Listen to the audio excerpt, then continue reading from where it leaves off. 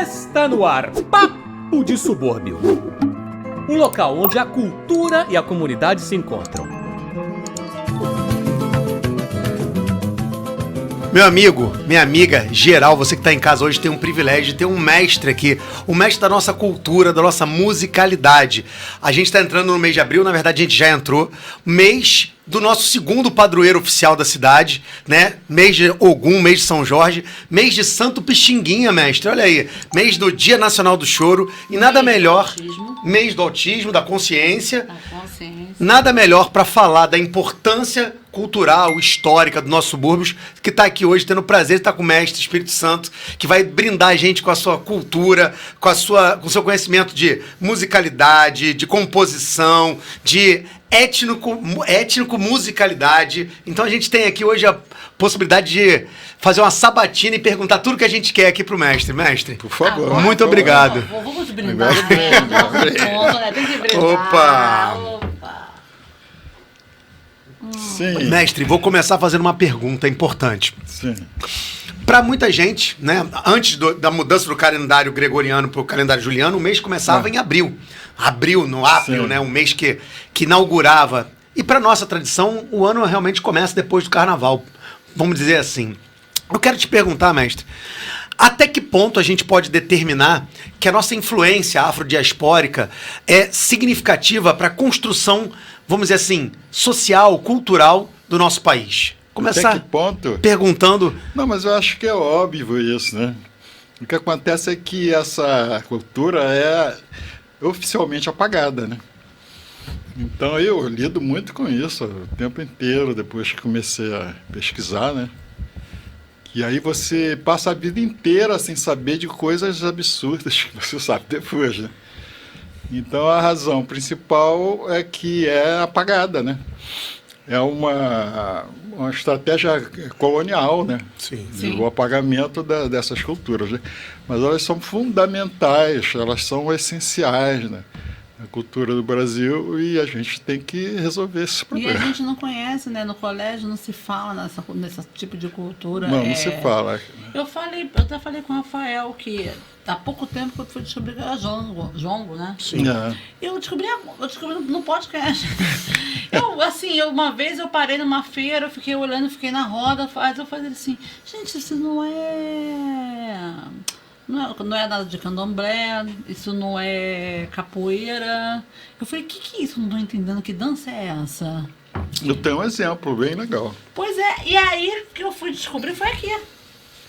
Quando veio a Flávia e falou do jongo. Eu falei assim, caraca, gente, aquilo era jongo. Que dançava. Quando ela explicou o que era, eu falei assim, pô, eu não sabia. Jongo também é uma história maravilhosa. Exatamente, isso não se fala no colégio. Não se fala, não existe isso no colégio. No colégio você, por exemplo, não pode falar em samba, não escola de samba, né? Que a gente tem que criar uma distinção bem definida entre o que é samba e o que é escola de samba. São coisas distintas, né? Mas não se pode falar de samba sem falar do jongo. Sim. Porque o chamado samba de fato, que é uma expressão que eu gosto de explicar, depois eu explico. Ele foi, o samba de fato, o samba nasce, aquela história pelo telefone e tal, controversa também. Se era machiste, se era samba. Era machiste. Mas ele registrou como samba, né? Mas o samba de fato é o samba que fica, que depois pelo telefone, dos machistas e tal, é o samba que o mainstream adota, né, definitivamente. Esse samba veio do Vale do Paraíba. Esse samba que a gente pratica hoje veio do Vale do Paraíba do Sul, com escravos e descendentes de escravos, foram para o Cais do Porto, toda aquela história, né? E o jongo está na raiz disso. O Partido Alto logo em seguida. E a relação com o choro, mestre? Nenhuma relação. Não tinha uma relação inicialmente. É um gênero de música urbana, né? Sim. Essencialmente urbana, de populações de classe média, né? Não tem relação assim direta com cultura africana nenhuma, né? Aliás, tem mais relação com a música europeia, né? Sim.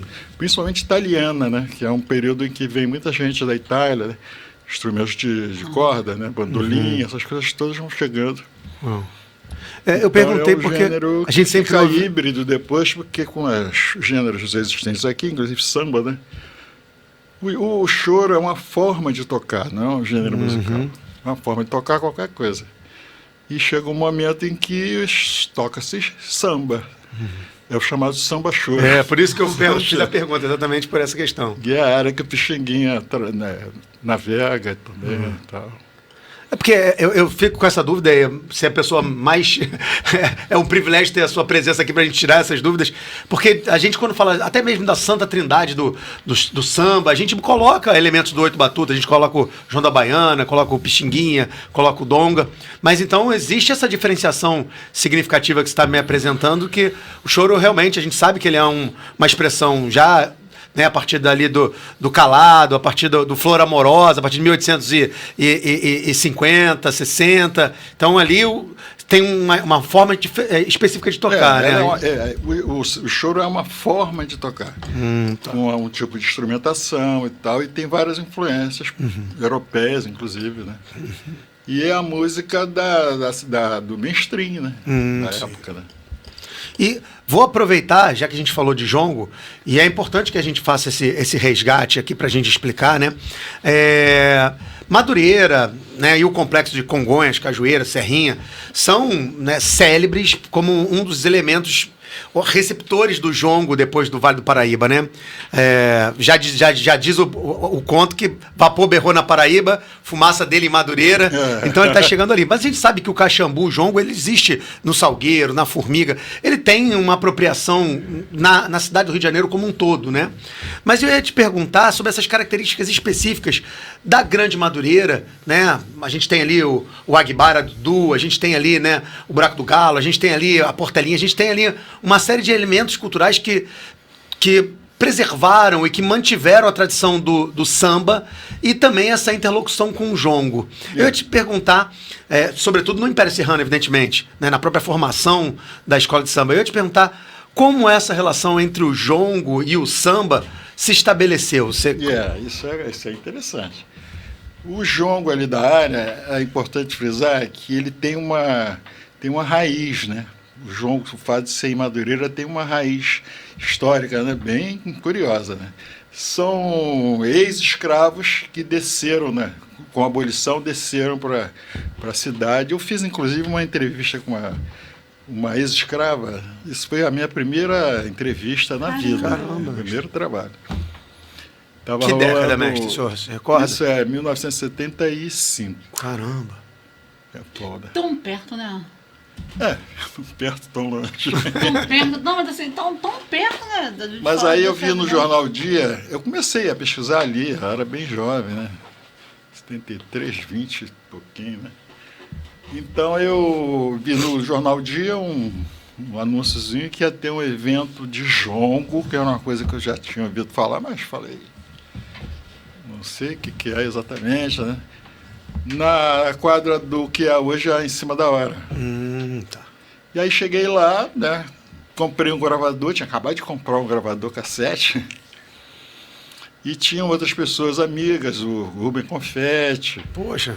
Tinha um amigo chamado Lúcio, tinha o Zé Ricardo, que era um fotógrafo do Movimento Negro e tal. E aí, assim, na mesa, e eu, o único com o gravador, né? Aí, cara, a velha tinha 116 anos. Caraca, mestre. E ela, muito ativa, né? Vocês podem ouvir na internet, está publicado, né? Contou a seguinte história, o que ela viveu aos 15 anos de idade. Data 1859.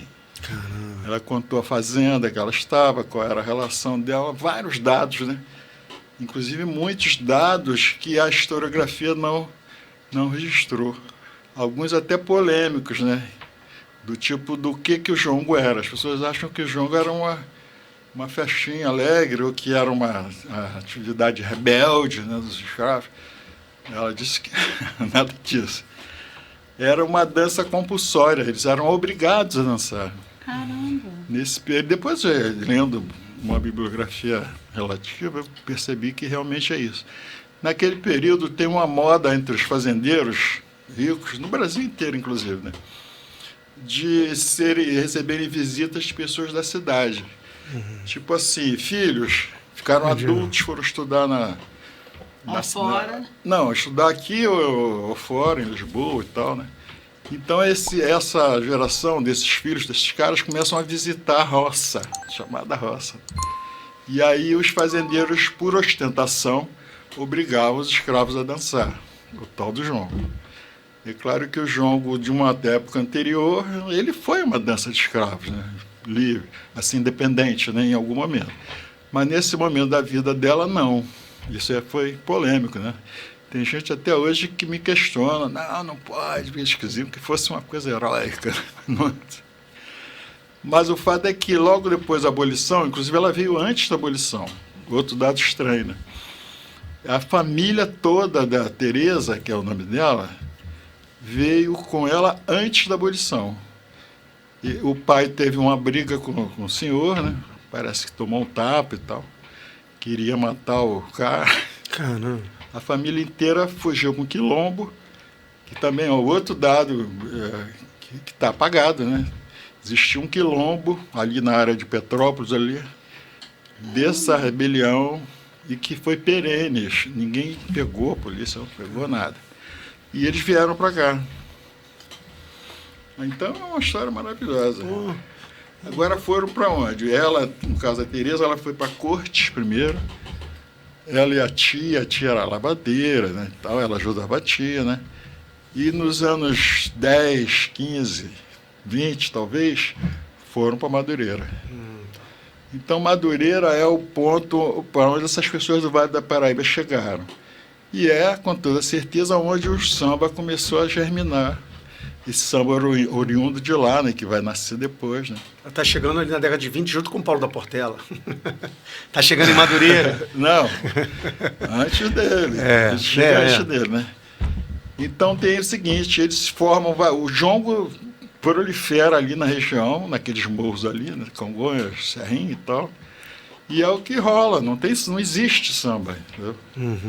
Simplesmente não existe. A mãe do Paulo era jongueira. Caramba. Era uma das rodas mais incrementadas lá, ela a outra da Teresa, essa que eu entrevistei. E o samba vai fluindo ali, ele vai virando, se transformando, né? É um fenômeno cultural, né? Típico, né? Aproveitando, começa a rolar ali. Aproveitando para saudar, já que a gente está falando de matriarcas importantes do jongo, do samba, essa semana foi aniversário da Tia Ira Rezadeira. Então é importante deixar um salve aqui, já que a gente está falando de matriarcas, das nossas referências ancestrais, né? E o bom é que Madureira ele não deixou, né, o jongo morrer, né? E outra coisa, tinha uma fazenda em Madureira, Fazenda Madureira. Então tinha um trânsito, já tinha um trânsito anterior de escravos, né? Que ocupava aquela região. Tinha muita cultura africana ali na região, antes até da Teresa chegar. É interessante você trazer essa questão, mestre, porque 1850 é a Lei Eusébio de Queiroz, é considerada uma das leis, né, que vai tentar mitigar a abolição, mas que é muito mais uma pressão inglesa. Já tinha tido, né, em 1831, que também foi a lei para inglês ver. Em 1850 se proíbe o comércio internacional de pessoas escravizadas pelo Atlântico, e a Inglaterra começa a pressionar.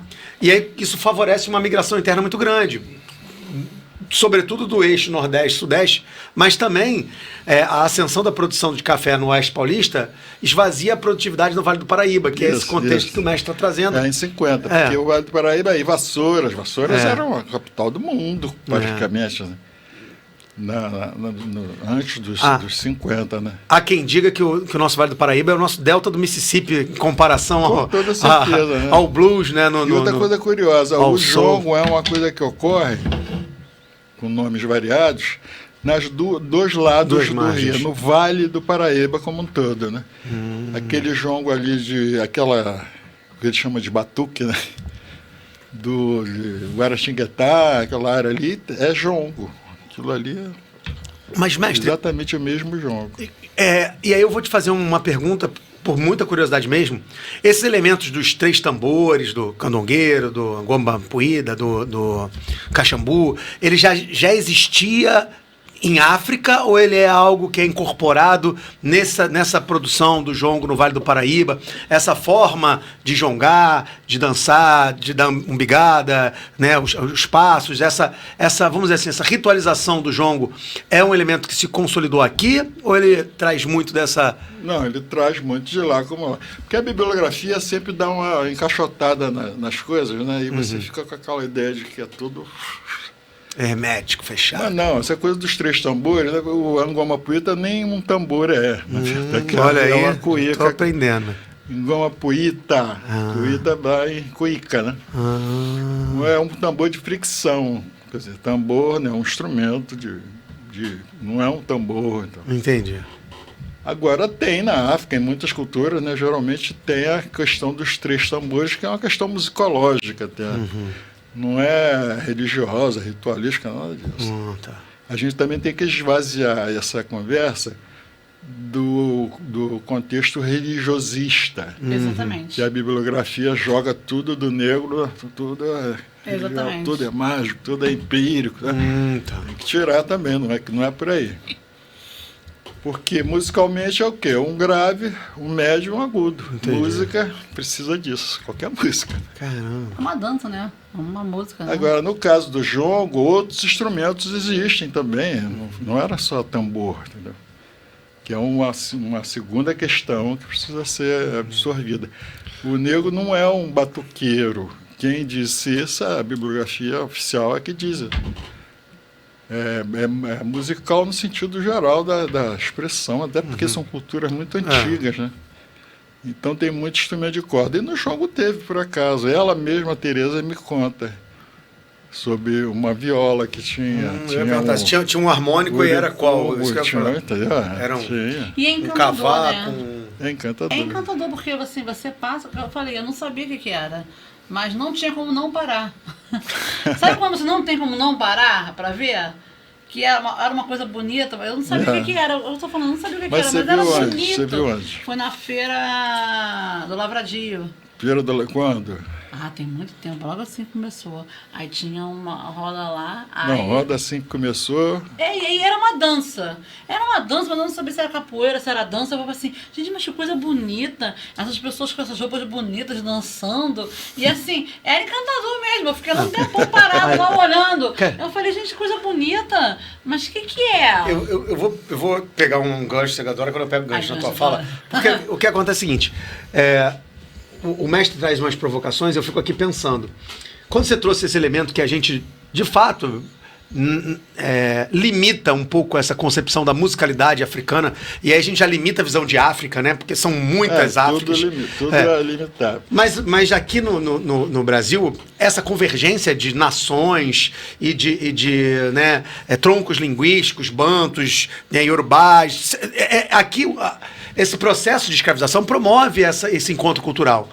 Não promove? Eu ia perguntar isso. Totalmente equivocado aí. Isso também a história oficial coloca dessa forma, né? Mas não há essa diversidade que é absurda que se fala, né?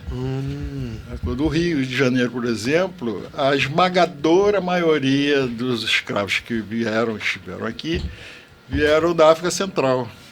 Não tem nada a ver com Nigéria. Entendi. Congo, Angola. Congo, Angola, mas é esmagadora, né? Entendi. Então a cultura negra que a gente tem aí é isso. A história do candomblé, eu chamo de reducionismo nagô, entendeu? É uma história bem complexa e que tem muito a ver com a ideologia colonialista. Isso, inclusive, começa com a Inglaterra, que foi a metrópole da Nigéria, né? Sim. Então a Nigéria se transforma, com a escravidão ainda rolando em várias partes do mundo, numa espécie de sucursal da Inglaterra. E não tem escravidão na Nigéria, e a Nigéria vira um símbolo da cultura negra, caindo no campo lá do racismo científico, né? Sim. Do eugenismo e tal, né? Seria uma cultura negra superior. Essa história é repassada para as colônias, principalmente para o Brasil, E é o que você está refletindo aí. As informações que você obteve dão conta de que tem uma importância enorme. Não, pelo contrário, não tem não. Da mesma forma que eu também refleti a partir da sua fala, é uma visão que é também um pouco preconceituosa de que a música africana está diretamente ligada à percussão, ao tambor. Não, é isso, aí você é uma faz coisa associação, terrível. tambor de crioulo, o treme-terra do maracatu. Mas é o que aparece. É. É o que fica visível. Então é importante falar, não tem essa diversidade, essa Babel, né? Eles dão a impressão de que era uma Babel, né? E que uma cultura africana, provavelmente diferente da África, é criada aqui por conta dessa diversidade, né? Não, isso não é verdade, né? A gente tem uma homogeneidade cultural bem interessante e grande, né? Uma coisa engraçada. No Sudeste todo, inclusive. E também lá no Nordeste. Bahia, por exemplo, candomblé é baiano. Mas as pessoas não falam do recôncavo. É verdade. O recôncavo baiano, as populações que foram para lá, no Círculo do Açúcar ainda, né, lá atrás, foram todas da África Central. Congo, basicamente Congo. E um pouco Angola. Então você vai... Você já foi à Bahia? Já. Foi no recôncavo? Já. Completamente diferente de Verdade, Salvador. verdade. Candomblé é Salvador só, não existe uma proliferação na Bahia e tal. E o recôncavo é completamente bantu, né? E vivo, né? Porque ficou lá isolado, lá é um laboratório. Até eu estive lá recentemente, uns 2 anos atrás, rodando lá várias cidades. Né? Aí samba de roda, samba chula, tudo congolês. Eu sempre faço essa pergunta porque eu sei que é polêmica. O sembe, né, como diz o Ney Lopes, né, a origem africana dele, ela entra no Brasil pelo Nordeste ou pelo Sudeste? O samba se a gente for mapear a origem dele, ou são sambas diferentes? Essa pergunta é ótima. Essa é clássica, né, mestre? Essa questão.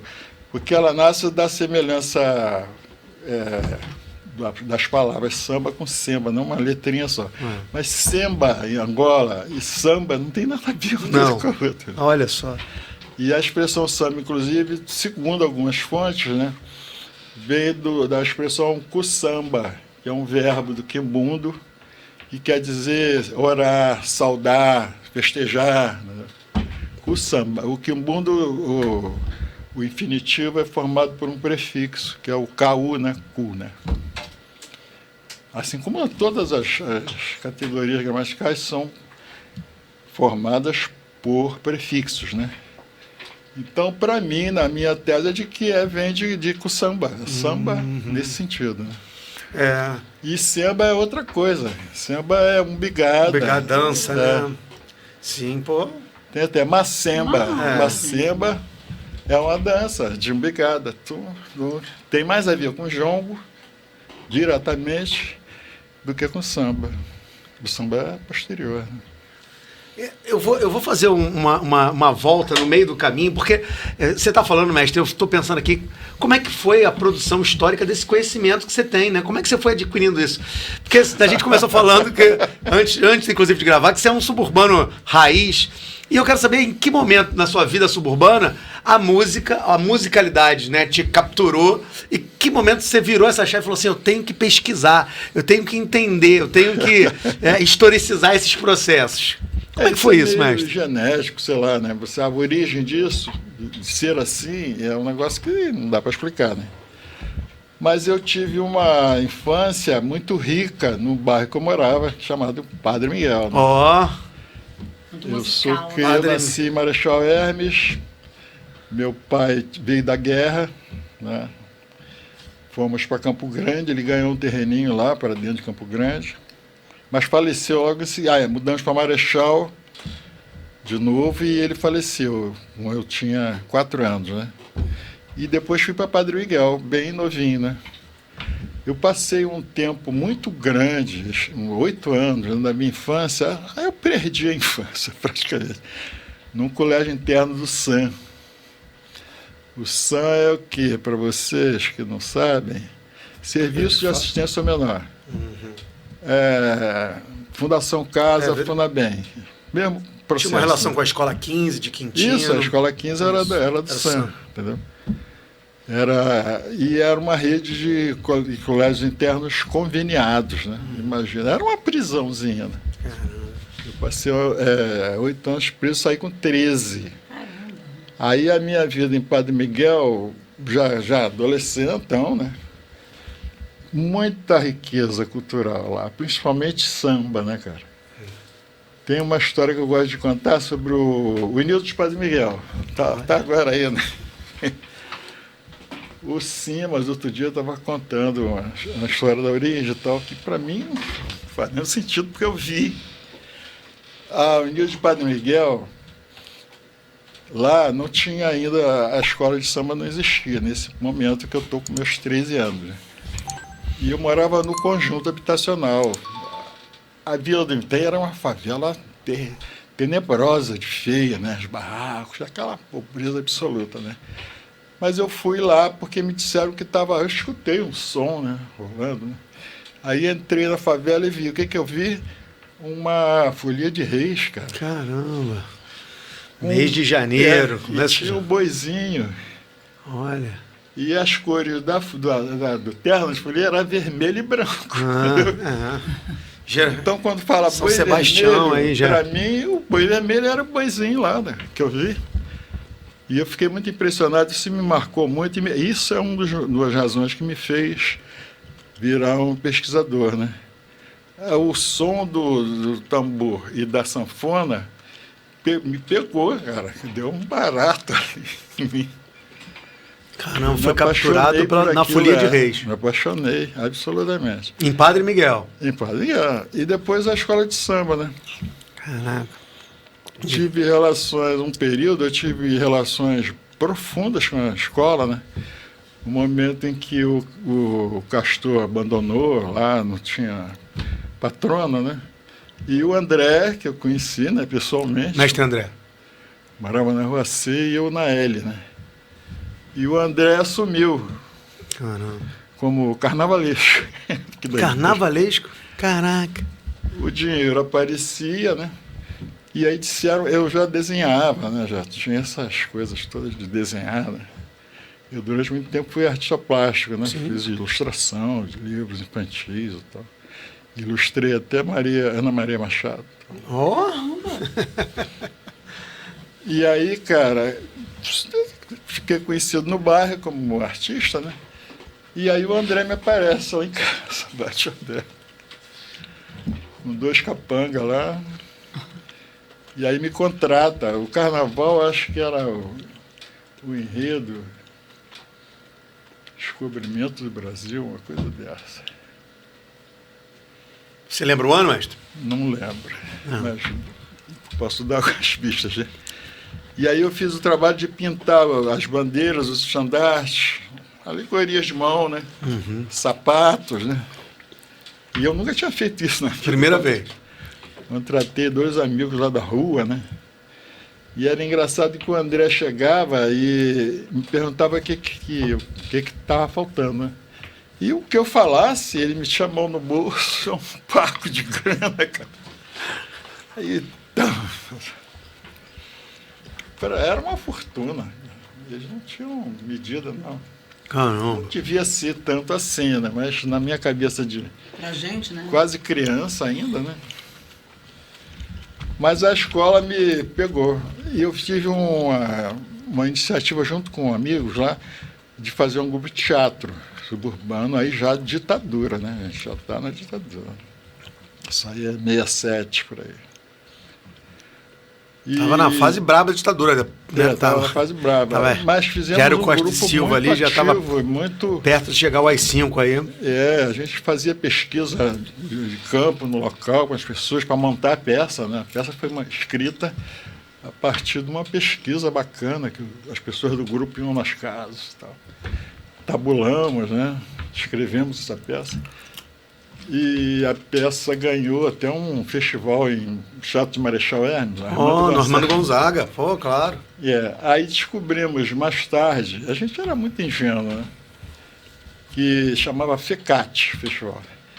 Que a organização do festival era uma iniciativa do Partido Comunista do Brasil, em plena ditadura. Tava na luta. Então já vi essa efervescência cultural, não só em mim, mas em muita gente do bairro, né? Muitos jovens do bairro, né? Eu acho impressionante quando... É estranho, porque era muito isolado, né, do mundo. Padre Miguel era a zona rural na época. Eu acho bacana quando você fala, eu vou associando a outras falas. Por exemplo, uma vez conversando com o mestre Robertinho Silva também, falando que ele despertou para a música de Realengo, ouvindo a escola de música de Realengo e o barulho do trem. Ele falou, cara, eu ouvi aquilo tudo e queria interpretar aquilo, entender. Então, como esse som do cotidiano que nos afeta produz, né, essa visão de que eu preciso conhecer, eu preciso entender isso. Então, é uma característica do subúrbio. Uhum. O subúrbio tem essa efervescência cultural, né? Que a gente mal percebe, né? Será que foi isso que levou o Hermeto para Jabu? Claro, será que foi isso com certeza. Com certeza, né, mestre? Com certeza. Tá quente, não? Não, Quer tá uma não. outra? Opa, pega um paninho aí, pega um paninho aí. Já começou a beber, já tá assim? Pega o guardanapo aí pra limpar a mão do mestre aí. Peraí. Opa, mestre, vamos nós. Vamos brindar de novo. Aqui a gente brinda toda hora, papo bom desse, tem que brindar. Tem que brindar, pô, gente. Só a Eu aula que ele tá dando. Eu ia falar aqui... É uma aula, gente. É impressionante. Mas Não, é o que eu aquela acho questão, as impressionante. coisas são muito ocultadas de todas as pessoas, principalmente na escola, né? Você, como é que eu não meu conhecia? sobrinho, professores, geografia, tiveram uma formação suburbanos, né? Verdade. Mas deixaram de aprender um montão de coisa que Eu deixei. foi Mestre, escondida. a lei 10.639 tem 20 anos. A gente, quando se formou, não estudou história da África, não estudou história... Estudam, até Na- hoje. eu passei pela faculdade fazendo uma matéria eletiva de história da África, eu fui procurar, não era obrigado no meu tempo. E ainda hoje, ainda existe muito pouco de implementação da lei. Vamos ser verdadeiros, eu sou professor da rede pública Claro, e quase vejo, zero, infelizmente, isso. E mesmo se tivesse, a bibliografia está Defasada? equivocada, muito defasada. Ela E você vê quando você é jovem, tipo assim, eu sempre saí, sempre passei, mas eu nunca vi uma roda de samba igual aquela. Foi a primeira vez que eu vi. Então, eu queria comentar Como que que eu o posso? que ela viu já era um jongo deformado, transformado em outra Exatamente. coisa que não é o jogo do qual a gente está falando aqui. Exatamente. Já era uma coisa Mas assim, que... por que eu não sabia disso? Por que eu nunca vi? É porque deliberadamente essas coisas são apagadas. Exatamente. Entendeu? É um sistema, cara. A gente também não pode esquecer que a história republicana, ela criou um artigo chamado Vadiagem que coibia a cultura e a musicalidade de origem, né? Não dá para esquecer que a nossa república foi proclamada meses depois da abolição, entre aspas, da escravidão. E que a elite que chegou ao poder era uma elite eugênica, branca, que não queria evidenciar, reverenciar a importância da tradição afrodiaspórica para o Brasil. Então a gente tem que lembrar que você tem um código criminal que proibia, que perseguia o jongo, o samba, né? Era crime, né? Então, isso acabou, de alguma forma, posso estar errado, mestre, também contribuindo para que tivesse um processo de segregação na cidade dessa cultura. Com certeza. Né? certeza. É porque O que a gente tem que entender é que não é uma coisa assim vaga, hábitos, sei lá, não, é um sistema montado pelo colonialismo que está presente até hoje. A gente até hoje, sob o ponto de vista cultural, e vive no colonialismo. São regras ideológicas que estão na escola e está na universidade, basicamente, entendeu? As pessoas são formadas por uma ideologia colonialista até hoje. É, porque você está sempre naquele modelo, né? Você, quando vai sair, você sempre está naquele modelo, né? É sempre naquela... Qualquer lugar que você vá sair, pelo menos na minha época, não tinha nada disso. Era sempre aqueles mesmos tipos de músicas, aqueles mesmos ambientes, entendeu?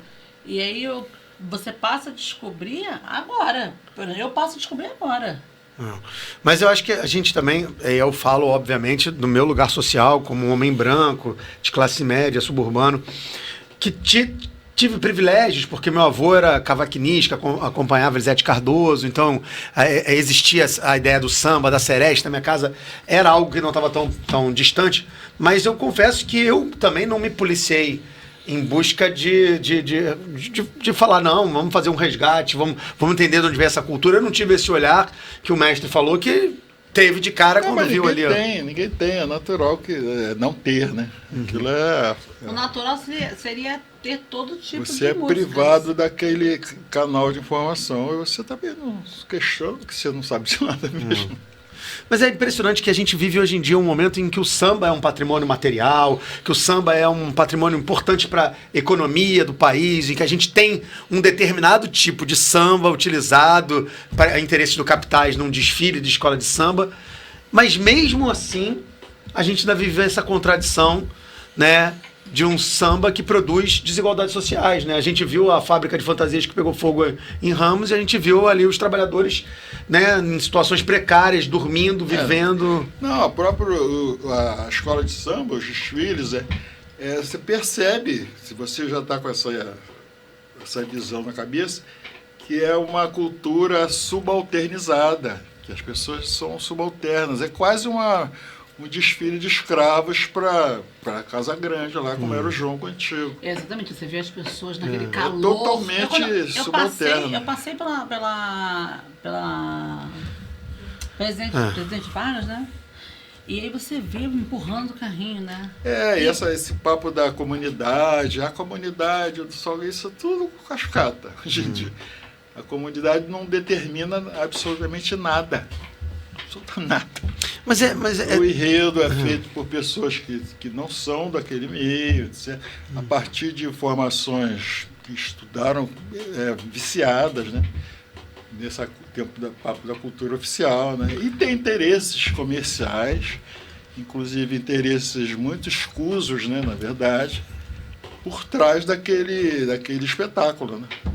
É uma coisa de lavagem de dinheiro, vamos ser objetivo. Né? As escolas de samba lavam dinheiro de diversas falcatruas. Aí, mas o que eu estava trazendo, eu sei da complexidade que é, né, para botar um desfile funcionar, sei no sentido do senso comum, porque eu não sou inserido numa escola de samba. Mas eu quero dizer que, mesmo assim, você vê uma quantidade de enredos afrocentrados esquecendo cada vez mais. Mas, ao mesmo tempo, você ainda tem... Eu estava vendo o marido da Flávia Oliveira comentando sobre esse episódio. Você ainda vê a reverência... A Dana. Então, a Dana mesmo está falando isso. Mas é geral isso. É subalternizado. É a cultura... Aquilo não é a cultura do negro, exatamente. É uma coisa determinada pelo mainstream, né, no caso.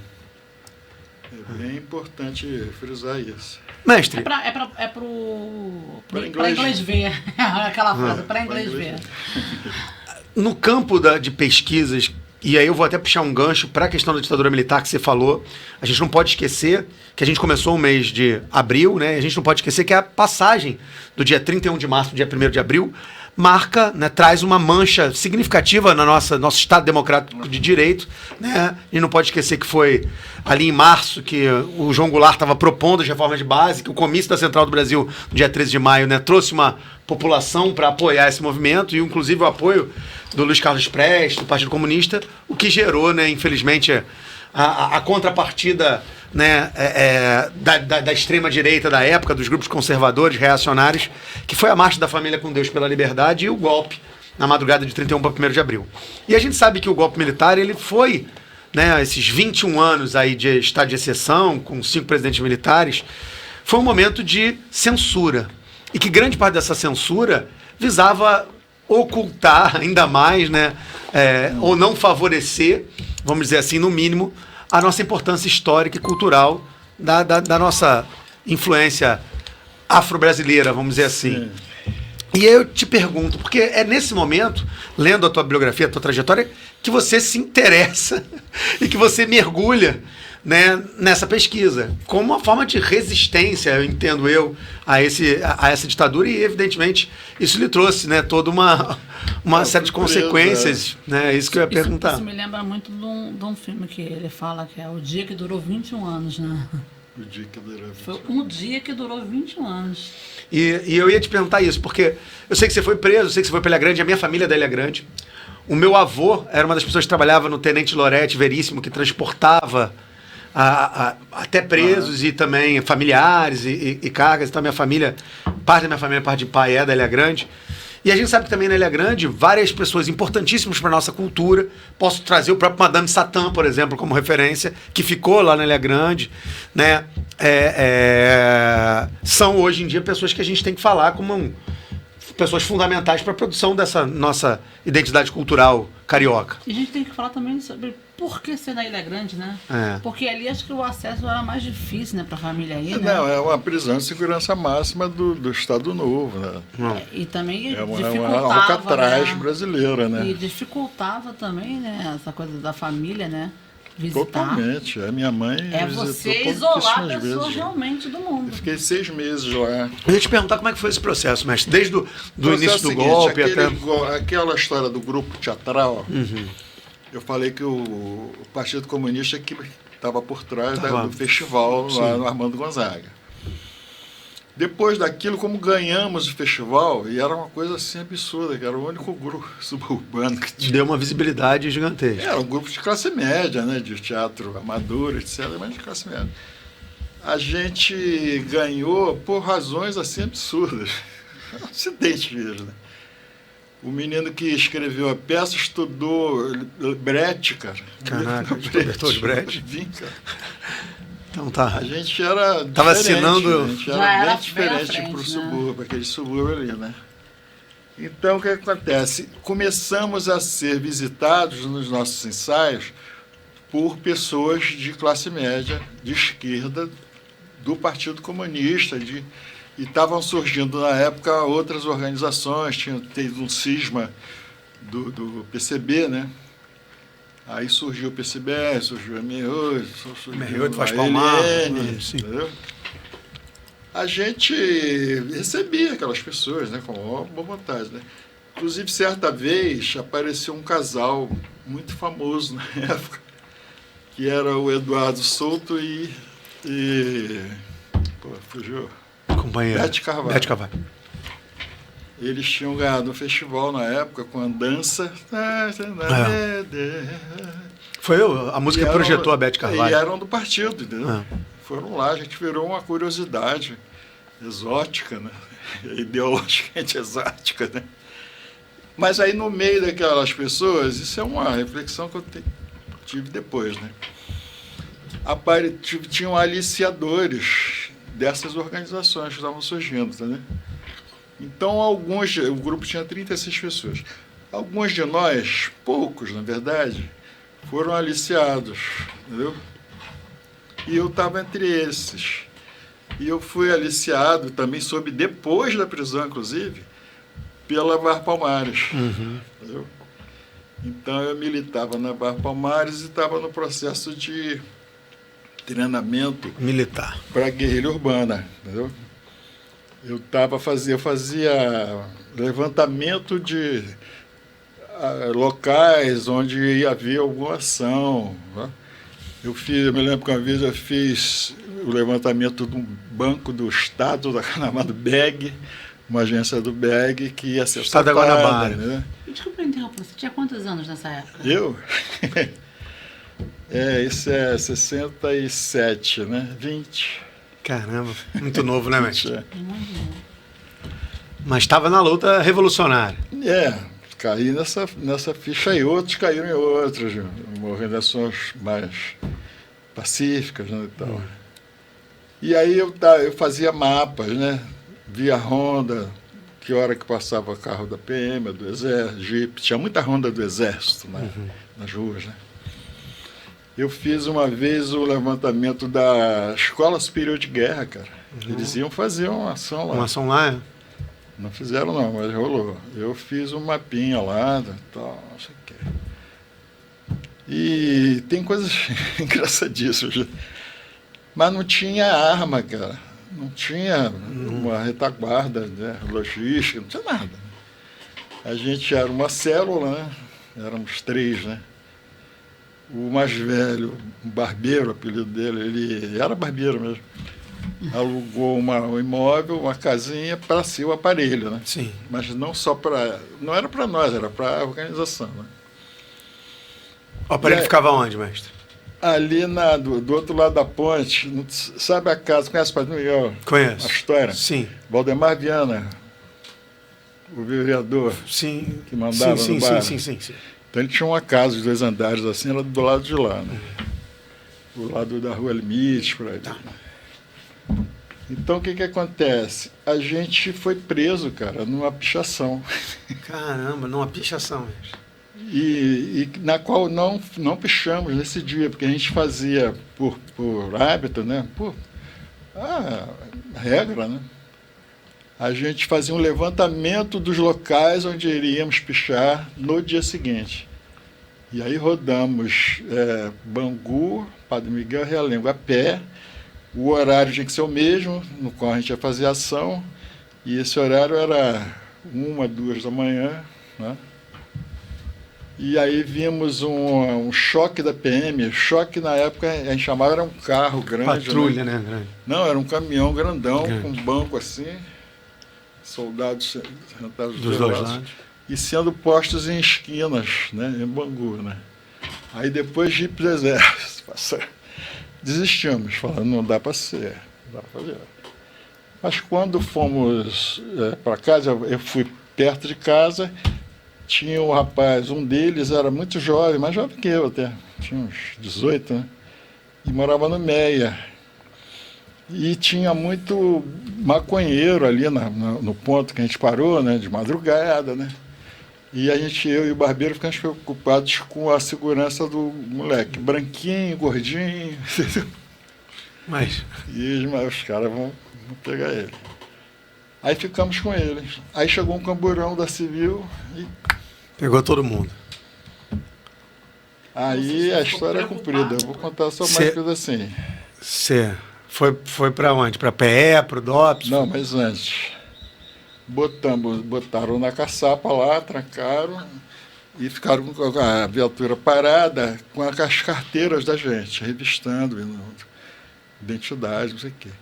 E eu estava estudando um livro do Lenin, cara. Caraca. Chamado Aí. O Estado e a Revolução. Sabe com você o livro?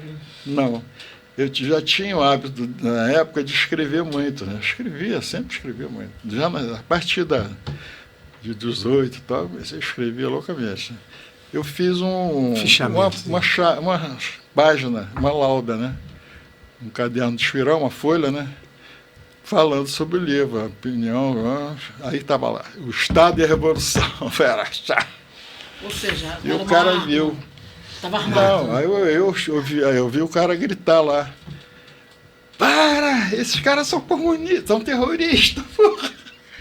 Ou seja, estava armado, né? Aí ferrou, aí tiraram a gente da caçapa. Eu lembro que eu tinha uma capa de plástico bem vagabunda, né, cinza, que era comum nos pobres da época. A gente estava chuviscando, né?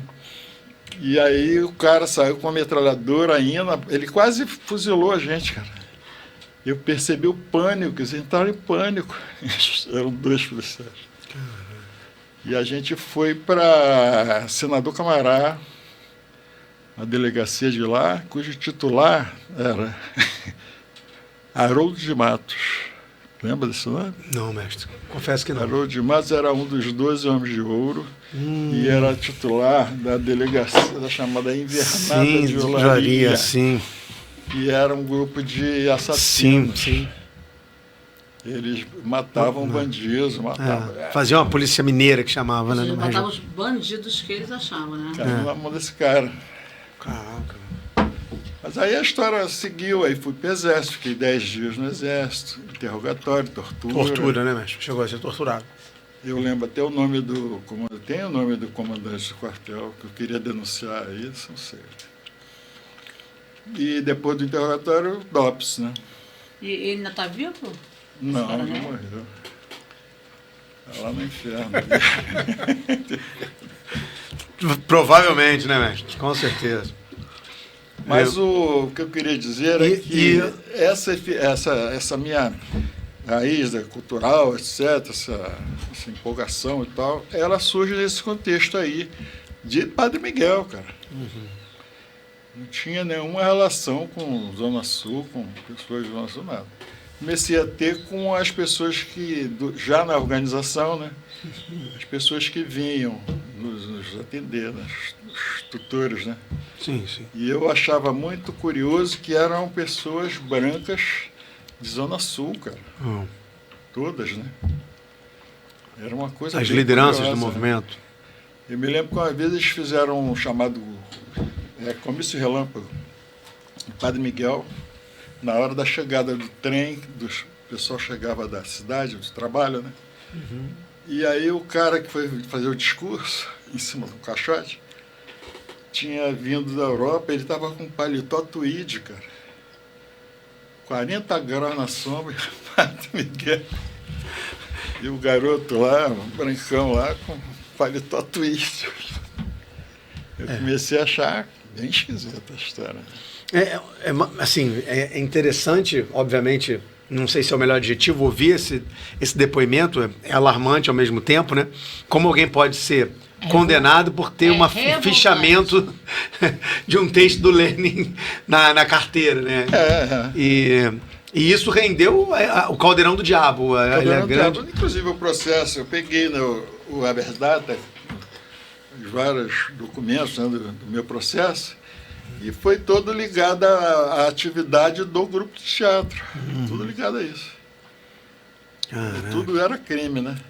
E aí a alegação da justiça e da polícia, do exército, era de que o grupo de teatro era fachada para a gente fazer subversão, etc.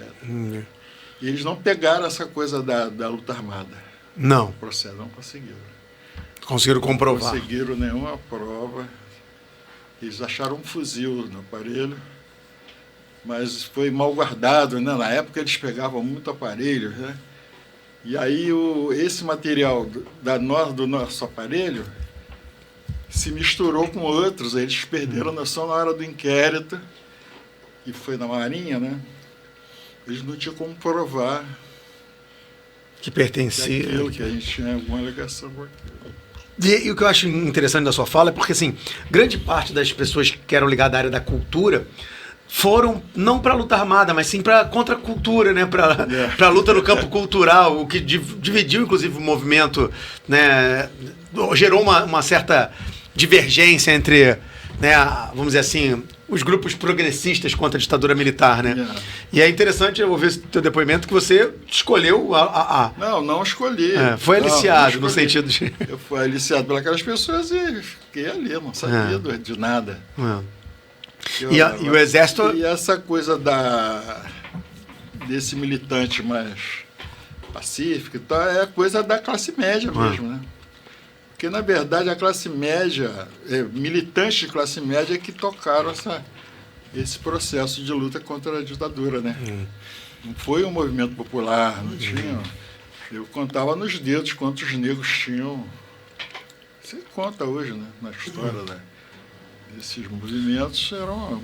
sei lá, conta na mão, tinham 5 negros, um aqui, outro ali.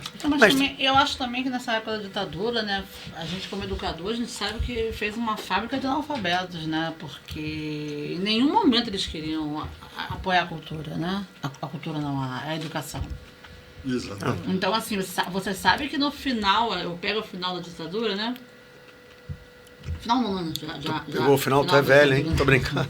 Eu já pego um pouco mais ali depois da ditadura, mas assim, já o finalzinho, aí você vê que para você conseguir uma vaga num colégio, eu lembro que minha mãe tinha que dormir.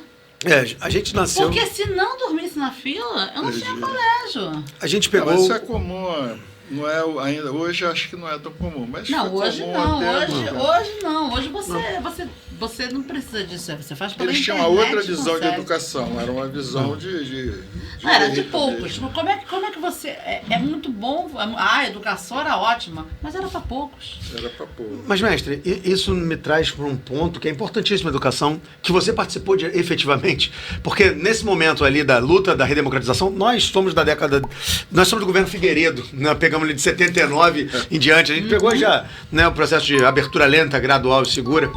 E nesse momento você estava ali com um projeto, acreditando no projeto Darcy Ribeiro, você estava trazendo né, a música como um elemento educativo, né, mas importante. Bem depois, né? Eu queria também ouvir um pouco dessa experiência. Porque essa experiência é assim, eu tinha um grupo de música, né? Que eu mantive até recentemente, né? Desde 75. Caramba, velho. Qual era o nome do grupo? Chama Grupo Vissungo. Vissungo. E com esse grupo eu comecei a pesquisar coisas, né? Depois da fita da senhora, da escrava, Sim. né?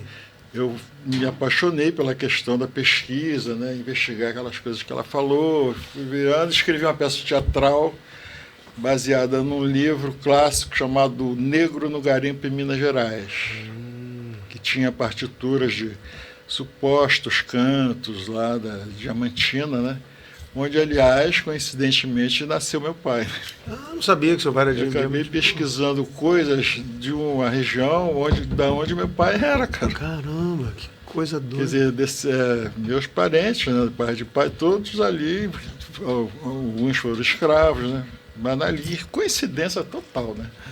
Que minha mãe, depois que viu que eu estava pesquisando aquilo, me falou que meu pai morreu, eu tinha 4 anos. Né? Ela disse, ué, mas seu pai é daí, desse lugar, que doideira. Nesse Então- contexto, você estava influenciado pelo Abdias, pelo Teatro Experimental do Negro? nada disso, Não. Nenhuma relação com... Eu perguntei porque Movimento- eu acho que coisa- deveria ser representativo pro...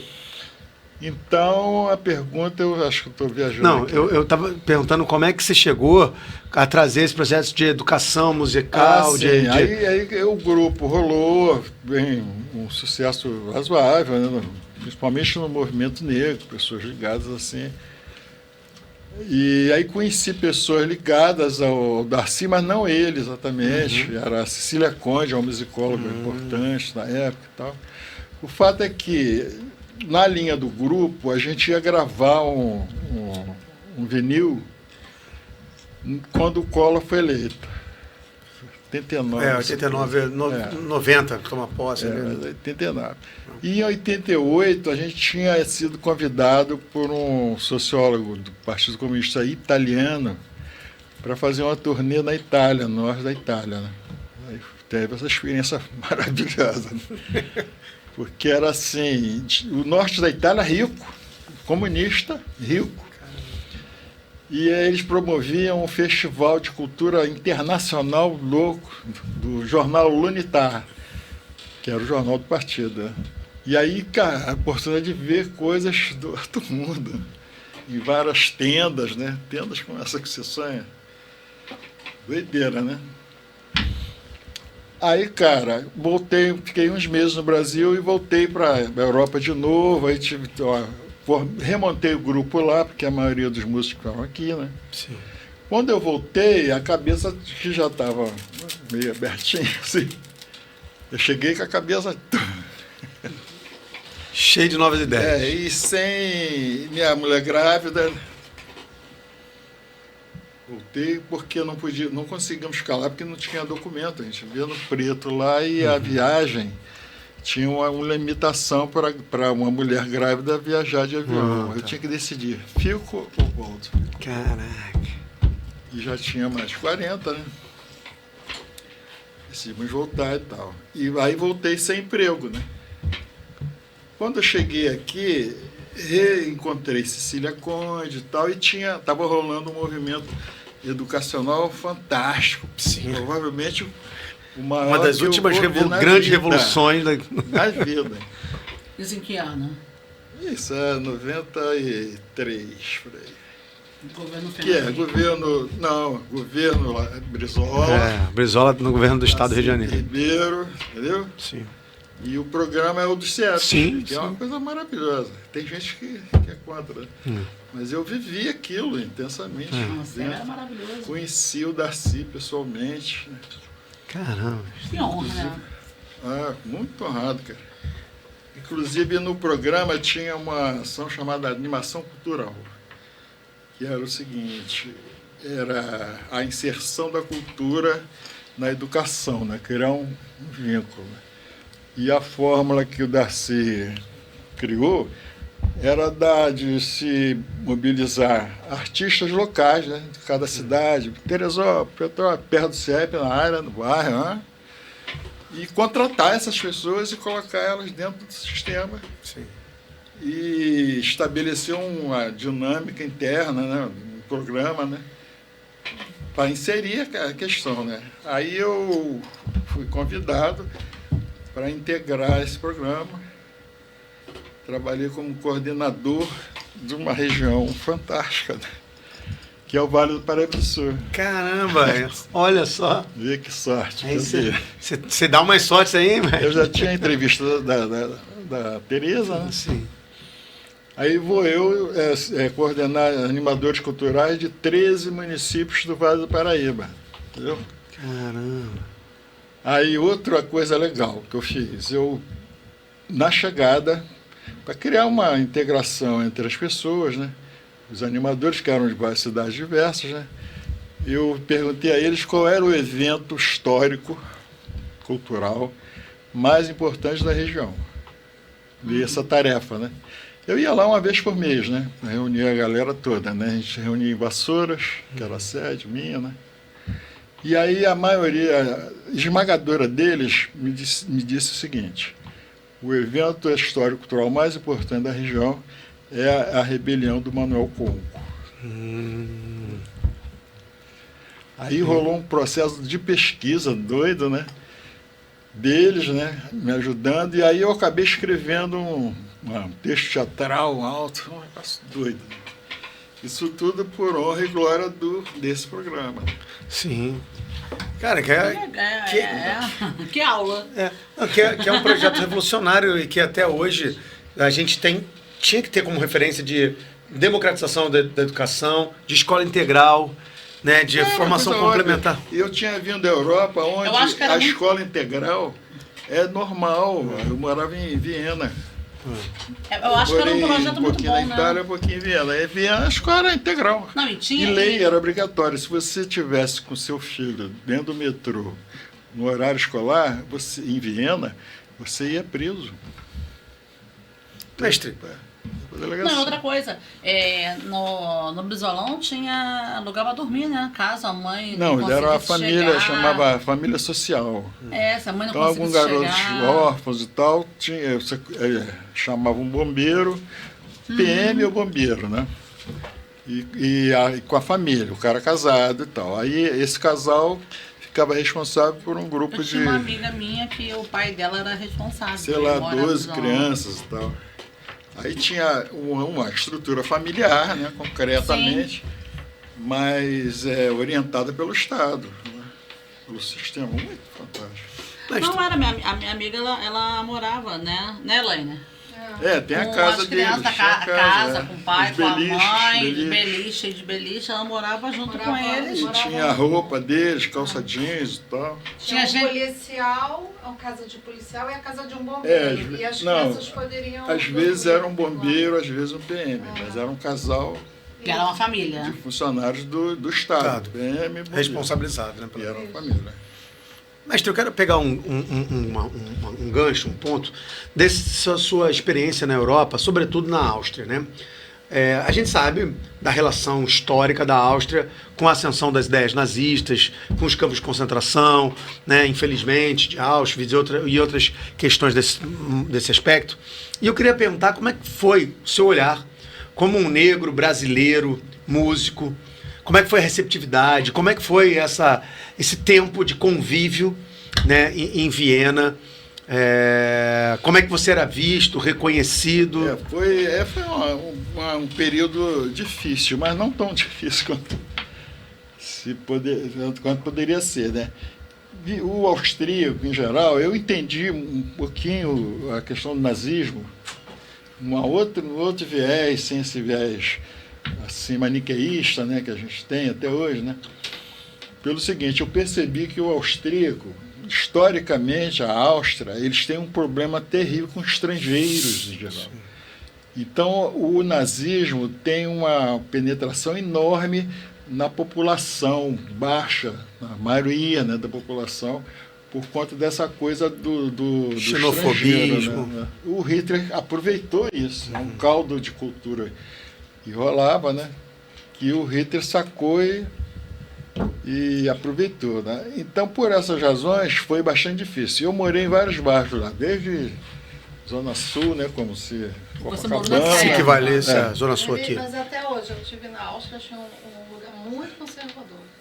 Entendeu? Demais. Aí, cara, olha que história. E aí fui mudando, né? Dificuldade, músico tocando na noite, né? Minha mulher fazendo faxina de casas e tal. Difícil. Gente com filhos, fomos com filhos já. Pequenos. Não, fui com um, bem pequeno, com 6 anos, que tive que voltar na escola. Tinha uma escola fantástica. Ou Mas seja, aí, eu tô aqui, cara, ó, maravilhada, hein? Quanto mais eu ia indo para o subúrbio, eu ia percebendo uma reação mais estranha da população, né? Isso era em que ano que você, desculpa? Isso é 90, fui em 89, no 90 fui direto. E esse processo era engraçado, porque da Zona Sul e subúrbio mais de classe média, o racismo era contra árabe, cara. Caramba. Você entrava no metrô e era tratado pelas pessoas até com certo respeito como turista, turista africano. Tinha muito africano lá. O mercado de trabalho também assimilava africanos com muito mais facilidade, né? E o racismo com árabe é um negócio terrível. Uma vez eu fui assinar um contrato para um show, 10 da manhã, por aí, e aí atravessei a rua, escutei um barulho, né, uma freada e tal, aí eu olhei, era um árabe com quetezinho na cabeça, gordo, com a bicicleta pequena do filho, imagina. E o carro era uma Lamborghini vermelha com austríaco, de óculos escuros, olha a cena. Aí ele atropelou a bicicleta do cara, né, do árabe. O árabe ficou puto da vida, cara. Aí começou a xingar o cara, né? E o austríaco assim, ó. O austríaco, entendeu? Sinal fechado. Diferente. Aí o árabe foi tão puto do cara não reagir que cuspiu nele, cara. Aí o sinal abriu, o cara nenhuma reação. O sinal abriu e ele foi embora. Aí eu falei, esses caras matam as pessoas. O nazismo, né? Sim. O germe. Essa né? postura indiferente, né? Com o do Completamente, outro. eu sou superior. Se achando superior. Mas aí São não, pessoas isso foi que a gente acha que mudando. não existe, Aí, né? aí fui morar, a última residência era no suburbão mesmo, subúrbio. A gente dividia até com uma amiga, né, o apartamento, né? 2 casais morando e tal, e era num prédiozinho popular, né? A gente via na TV, parecia aqueles conjuntos habitacionais da Rússia, né? Aquela região ali, Ucrânia, né? Aquele clima ali. E aí brigamos, né? E ficamos de mudar, e mudamos do apartamento. Mas eu deixei lá uma caixa de brinquedo desse meu filho, né? Ela não estava grávida ainda. E voltei lá no sábado para pegar. Cara, quando eu cheguei, a escada do prédio, eu morava no 3º andar, né? Estava toda pichada com na suástica. E assim, morte aos estrangeiros em alemão, né? Fora aos Länderhaus. Caraca. Aos Ländertot. Caramba. E era para nós, cara. Depois que vocês saíram. Cara, E aí, mestre? de arrepiar. Até a porta da onde a gente morava. As paredes da escada inteira pichadas. Aí 15 dias depois a gente já estava para vir, né? Para voltar, né? Então, mas foi chocante. Aí você vê, no suburbão mesmo, aí é o racismo entranhado contra todos os estrangeiros em geral. E louco, eu falei, esse povo mata. E era engraçado porque quando eu morava na pracinha, sábado de manhã, era hábito, a gente ia, sentava no banquinho, no mercado e tal. E essas pessoas, vizinhas, passavam, sempre com cachorro, né, na mão, aí cumprimentavam a gente. Eu tinha cara de pau cumprimentar. Cinicamente. E eu fico pensando, né? Mas que a experiência foi essa. A gente pensa que essas pessoas não existem, né? Existe. Parece que é filme. Mas eu fiquei mais impressionado com o fato da população ter esse germe dessa cultura, dessa xenofobia, né? eles devem ter sofrido muito em algum momento da história deles, né? Mas E outros árabes tomaram conta daquilo, né? Sim. Séculos. E por outro lado, mestre, com relação à musicalidade brasileira, que ela tem uma receptividade, acredito eu também, Tem, lá mas fora. É um pouco relativo. Muita Era bossa relativo. nova, eles não conheciam. O que a gente fazia, eles não tinham a menor ideia. Muito ligado a essa visão da bossa nova, né? É muito, até excessivamente ligado. Quando falar em música brasileira, bossa nova. Que também é um outro lado que eu queria ouvir a tua opinião, porque assim, a gente tem a ideia, né, ou vem de uma ideia também equivocada, de que a bossa nova é um fenômeno da Zona Sul. Sem esquecer que os afro-sambas, que o Baden Powell visitava a casa em Ramos do Pixinguinha. Não, você que... tá romântico. Não, mestre. Bem romântico. Não é. A bossa nova é um fenômeno de classe média branca da Zona Sul. Mas... Não tem nenhuma dúvida disso. Mas os afro-sambas, o Baden Powell é um estranho no ninho, né, no contexto. Né? E é um momento em que a chamada bossa nova, que ela tem uma história bem elucidativa sobre isso. Né? A bossa nova começa com a Zona Sul, os garotos da Zona Sul, músicos, imitando a música da Côte d'Azur francesa, canzonière francesa. Ela começa assim, entendeu? As primeiras músicas são nessa praia aí, né? Tanto é que um grande cantor francês, negro, que é nascido na Martinica, né? Muito famoso na ocasião, se você ouvir Henri Salvador. Sim. Procura lá na internet. Quando você ouvir o Henri Salvador, você vai ficar confuso. Você vai achar que é o João Gilberto. Caraca.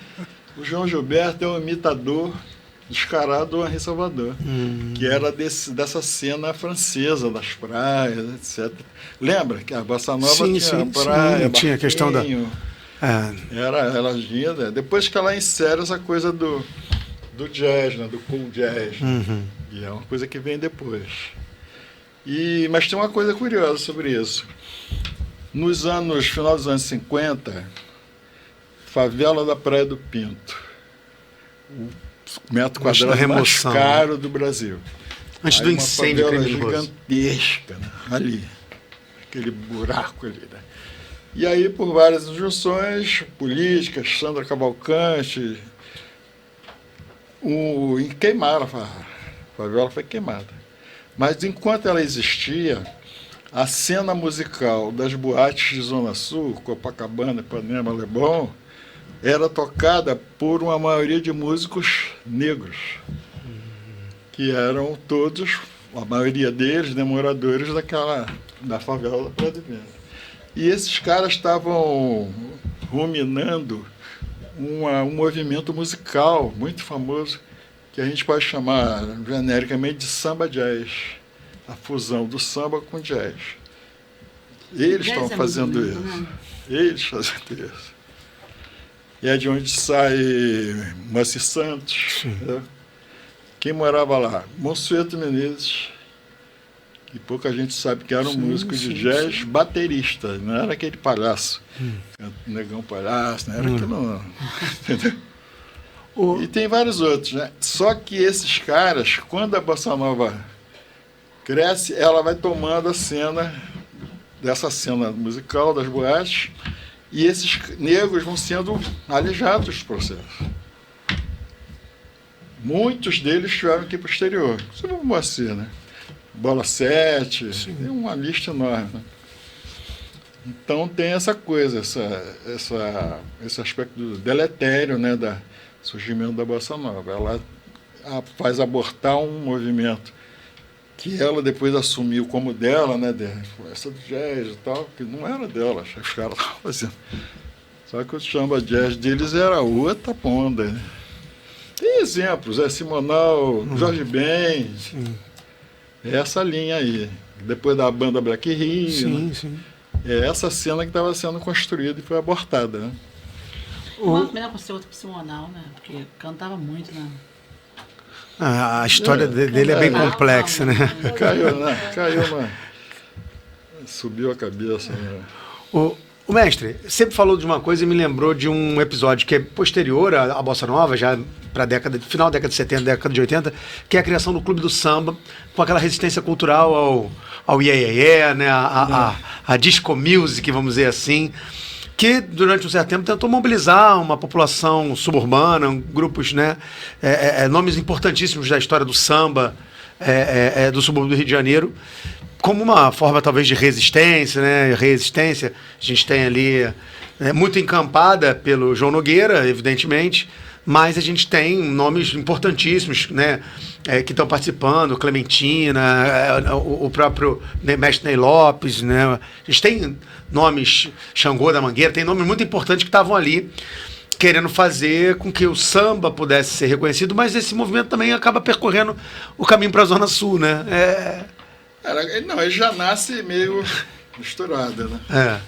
Mas é muito importante esse período, cara.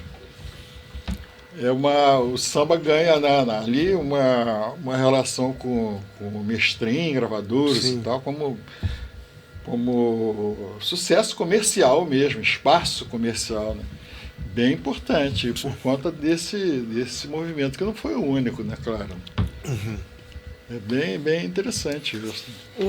E você, quando volta para cá, uma curiosidade minha. Eu sei que você foi, durante muito tempo, teve trabalhando na UERJ como professor visitante. Não, isso quando volta. Quando você volta. Eu volto. Eu não falei disso, né? Uhum. Eu trabalhei no CIEP, mas ao mesmo tempo eu fui para a UERJ. Eu já estava na UERJ. Você pegou a época do Paulo Moura na gestão lá do teatro, da UERJ, da Coarte lá, da parte de cultura? Do UERJ, que chamava, era o teatro da UERJ. Sim.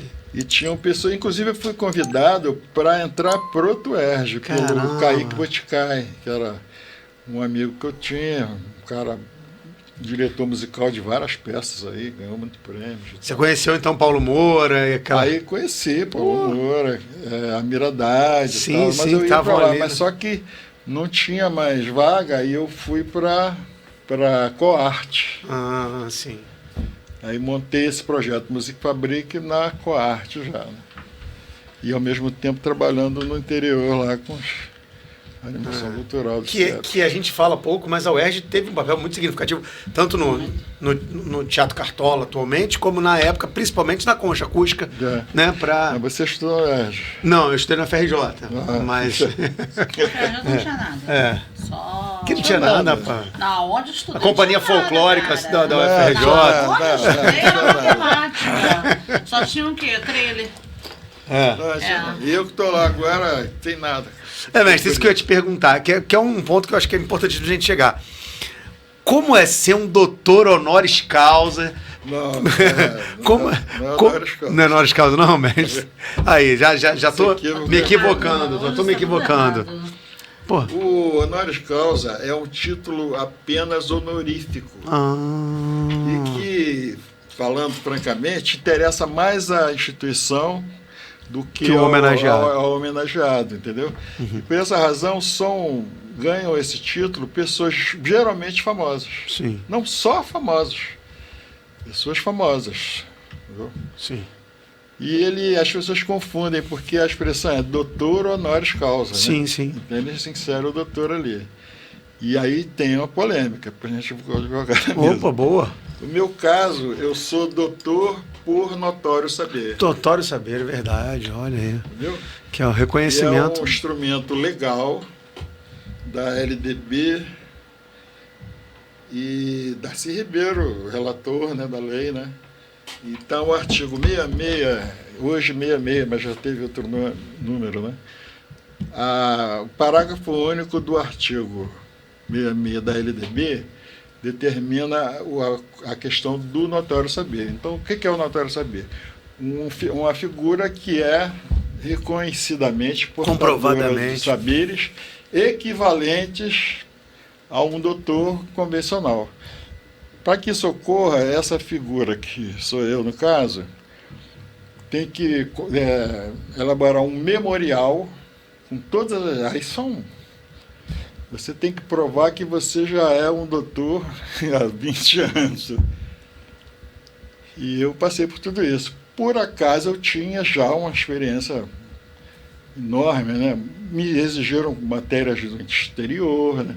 Artigos publicados em vários livros. O meu livro foi a tese, entendeu? Sim.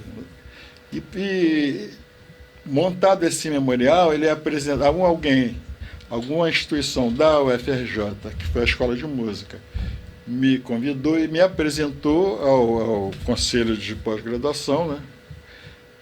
E o meu memorial é avaliado por uma comissão da pós-graduação e votado.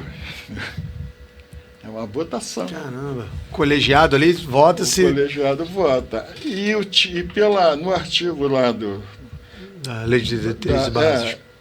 É uma equivalência entre o notório saber é um adjetivo, na verdade. Ele não é um título, né? Então, é doutor por notório saber. Como tem doutor stricto sensu, Sim. né? Que deve ser o seu caso. Sim. Mas o que a lei determina é que há uma equivalência entre aqueles dois. E essa equivalência é testada pelo memorial e votada. Caramba. Então, eu sou doutor por notório saber. Mas a instituição... E você defende o memorial? Você apresenta? Não, você só produz e... Ele é enviado lá, as pessoas recebem lei, né? Caramba. Tá na internet lá depois, se quiser. Nossa. Não, eu lembro do cartaz no FRJ, convocando para a cerimônia. Exato. Aí eu isso lembro... é a questão política também, que eu vi só depois, né? A instituição se aproveita politicamente desse fato, né? Um negro, né, sendo... e cria aquela solenidade estapafúrdia. Porque não precisava, cara. Entendi. Entendeu? Aquela solenidade é um ato político da UFRJ.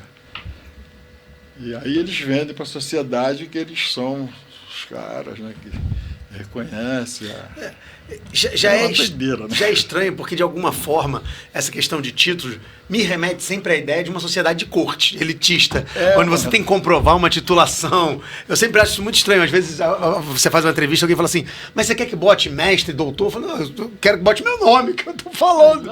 Não o título que você representa. Mas eu acho muito simbólico, e aí sim, de fato, eu acho importantíssimo, que a universidade, que sempre foi um instrumento elitista na nossa sociedade, a gente não pode negar isso. Antes do sistema de cota, que é dos anos 2000 para cá, a gente tinha uma universidade exclusivamente branca, predominantemente, né, elitista, e eu acho muito simbólico que a gente vivencie hoje por vários instrumentos, muitos deles, inclusive pré-vestibulares sociais, Educrafro, né, que conseguiram minimizar essa barreira que foi criada para que a universidade fosse um instrumento só para elite. Eu acho muito simbólico que a gente tenha doutores cada vez mais, um número mais significativo de doutores negros. Você falando isso, eu acho... eu tô me lembrando, eu tava sentada no clube, né? Aí a menina chegou e falou assim, você estudou onde? Aí eu falei assim, na UFRJ. Ela falou assim, não deixei meus filhos estudarem lá, não. Aí tu crente que ela ia falar qualquer coisa, né? Tipo, a violência, né? Passar... Aí ela olhou pra minha cara e falou assim, não, porque tem muito pobre lá. Ih, cara. Aí eu olhei pra cara e falei assim, a senhora tem razão. Bom, muito pobre lá mesmo. Aí Cheguei até o final. Aí ela falou, eu não, meus filhos foram pra PUC. Aí eu já não começava nem a responder mais. Não, mas aí ela já começou a ser a pessoa que me fazia. Cara, quando eu cheguei na UERJ, em 95, que eu comecei a lecionar na UERJ, como artista visitante, né? Tinha aluno lá, cara, que tinha 4 vagas de estacionamento. Caramba. Uma doideira, antes das cotas, entendeu? Cara. Era um negócio elitista total, entendeu? Porque eu depois lembro das que cotas... eu tinha alguns alunos que vinham, eu trabalhava no Instituto de Arte, né? Instituto de Arte. Mas eu não era do Instituto de Arte. E era Educação Artística, o curso, que chamava, né? Então o aluno tinha que ter relação com várias linguagens artísticas, né? E tinha música. Aí alguns alunos se inscreviam no meu curso, que era livre, né? Mas eram alunos da educação artística, eu não entendia, não tem música lá. Aí eles me contaram. A música era assim, esqueci o nome do cara, do maestro, cara, famoso, esqueci agora. Pianista famoso, cara, esqueci. Depois eu lembro. A aula era assim, o cara no piano Eisenfelder, lá no teatro, entendeu? Que teatrinho da quarta. E os alunos nas cadeirinhas sentados e ele Tocando um recital. Música europeia, Chopin, Bach, era só isso. Ele nem conversava com ninguém. E os alunos putos, né? Por isso é que alguns foram lá comigo. Mas eu falei, como assim, gente? Curso de música é isso? Olha, o que eu Será gosto que vocês vão muito dar assim aula? é o Pedro II, sabe? Meu filho estuda lá, ele é bem musical mesmo, ele é bem teatral, ele é bem cultural. Mas Pedro II. qual? É, São Cristóvão. São Cristóvão. Ele Eu sabe tenho ler um aluno partitura. que é até meu assessor hoje, um aluno chamado Pedro Mendonça, que é professor de música no Pedro II de Vila Isabel. E você vê que ele sabe ler partitura. Mas isso não é importante. Não, ele sabe. Não, mas é o que eu tô te falando. Ele tem. Como é que ele vai tocar música clássica se ele não souber ler partitura? Não, Só mas se for ele... pra isso. Mas ele estuda tudo, mas ele estuda tudo assim. Tipo assim, no primeiro ano ele estudou flauta, sexto ano. Aí ele vai pro sétimo ano, ele vai pra outro. Tem uma amiga, tipo de Ana Paula, que é flautista excepcional, que dá aula no Pedro II de Relembro. Vê aqui. Exatamente, ele sabe tocar alguns instrumentos. E eu acho isso legal pra educação dele. Mas... E não tem só isso, na parte da tarde você tem teatro, você tem aula de violão, você tem vários tipos de aula, não só. Pedro II é legal. Mestre, desculpa, perdão, eu te cortei. Porque eu gostei do Não. Pedro II por causa disso. Eu ia pegar a Pedro II é questão legal. do... Eu estive lá gravando ontem. Ah, é? Estive lá ontem. Não, São Cristóvão? Qual unidade, mestre? Não, na Vila Isabel. Isabel. Eu acho muito bom essa parte cultural que eles têm, né? É, muito Que você não tem em alguns Não tem, não A tem. maioria dos colégios não tem. Eu ia pegar um ponto Gancho. que você falou do maestro. Eu lembrei que você é um dos privilegiados de ter estudado com Guerra Peixe, né? Eu estudei. Que é ano em Guerra Peixe, um dos principais pesquisadores da Também cultura musical é importante brasileira. você citar isso, porque o Guerra Peixe é uma das minhas influências que me fez virar um pesquisador. Entendeu? Porque era assim, para estudar leitura musical de partitura, a gente estudava com partituras do Guerra Peixe, de pesquisa de música folclórica, entendeu? Eu lembro que até era mimeógrafo de álcool. Aquele cheirinho de Sim. álcool, fora. As partituras vinham no mimeógrafo a álcool, assim. E aí eu vi ele de vez em quando. Eu não estava diretamente com ele, ele dirigia o curso, né? E aí, cara, soube que o Guerra Peixe, que morava em Petrópolis, ele saía numa folia de Reis, cara, tocando rabeca. Caramba, qual folia, mestre? De Petrópolis? Petrópolis, é. Caraca. Ele era um pesquisador, né, de campo, de gravar, não sei o quê. E ele foi uma das inspirações, né, do meu caso. Caramba. Bem forte. E você que passou por tantos lugares do subúrbio, qual te marcou mais? Padre Miguel, claro, né, que eu mais vivi, né. Mais tempo? Não, mais tempo, aí. Você ainda tem uma relação forte com o Padre Miguel atualmente? Não. Virou outro mundo. Até Madureira, né? Virou outro mundo. É o subúrbio Não, daquela Madureira, época. tô falando assim de violência, né, gente? Mas violência tem em todo lugar. Não tá... tem em todo lugar, mas assim, tá bem violento, né? Amigo, você sabe que tá. Madureira ainda carrega o samba. Não, ele é muito musical, ele carrega muita cultura. Eu acho que E a Madureira relação das pessoas em carrega geral muita com o cultura. subúrbio hoje, ela é muito. Ela está muito modificada. As pessoas não amam mais o subúrbio como amavam mesmo. Exatamente. Você acha, mestre? Intimidade, as ruas, as pessoas, né? E isso é generalizado. Olha, eu acho que eu sou uma exceção, hein? Resgatar. Porque eu tenho um vínculo suburbano muito forte. Mas é que eu Não, falo. tem, mas em que grau? Vínculo em que grau? Assim, eu não me imagino morando fora do subúrbio. É estranho isso. Quando eu saio do subúrbio, quando eu perco a referência da linha férrea, para mim, a minha referência de subúrbio da Central, parece que eu tô perdido. Quando eu vou pra Zona Sul, eu não sei se quer andar assim direito. Eu falo que quando eu vou pro Shopping Leblon, parece que eu tô numa festa que eu não conheço Eu ninguém. morei na Zona Sul. Sabe aquela festa que tu não conhece Morei uns ninguém? 2 anos na Zona Sul, na Glória, né? Uhum. E hoje eu nem me imagino morando na Zona Sul. Pode ser que mora, né? Mas nem me imagino. Nesse sentido, eu também. As Estou pessoas, né? ambientado, as pessoas, tipo de gente. A Praça Seca é um lugar que ainda guarda, né, esse espírito suburbano. E é um bairro de maioria negra, né? E impressionante que a Praça Seca foi um reduto cultural fundamental da cidade do Rio de Janeiro. Clementina. Clementina foi... Terra de Clementina, em tempos de... Ela estava no rancho. Era cantora Diana de um rancho lá na Praça Seca. E tem uma cena forte teve uma cena forte de cinema, de clubes, de funk. Funk, a Praça Seca é muito rica. Até hoje tem essa riqueza, mas está um bairro violentíssimo, né? Acabou. Aquele subúrbio acabou. É aquele subúrbio que a gente viveu, Rafael. Que você vê, o meu ainda Eu vivi, pô, Rocha Miranda, ó, Honório Gurgel, gente, pelo amor de Deus. Eu vivi Honório Gurgel. E foi uma infância maravilhosa. Você era da Rua das Pedras Preciosas Rua lá? A, tem Rua A, não era Rua N, a minha era Rua A. Entendeu? Era logo a primeira ainda. E era muito legal. Hoje tá bem violento. Cara, mas pra mim só existe uma solução pra gente pensar em acabar com a violência, né? A gente tem que pensar em acabar com a violência. Que é a gente ter isonomia de investimento público-privado na cidade e investimento em educação, que é até onde eu quero chegar. Ó, você morou na Glória, eu também morei na Glória. A gente sabe, quando a gente morava na Glória, a gente não precisa nem de carro. Tem tudo lá. Quando você desce, você tem tudo, você não precisa de carro. Por que no subúrbio também não é assim? Você fala de deslocamento.